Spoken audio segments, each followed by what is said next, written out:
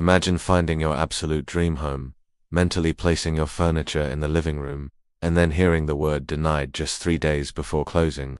It is a heart-wrenching reality for thousands of buyers every year. But the tragedy is that it is almost always preventable with the right guidance. As a mortgage broker, I see 3 silent deal killers that ruin perfectly good applications. First is the mystery money mistake. If you deposit large cash sums into your bank account that you cannot document, underwriters cannot use those funds, and it creates a red flag that can freeze your approval. Second is the furniture trap, where excited buyers open a new credit card to furnish the house before they actually own it, spiking their debt-to-income ratio and lowering their credit score exactly when it needs to be stable. Third is changing your income structure.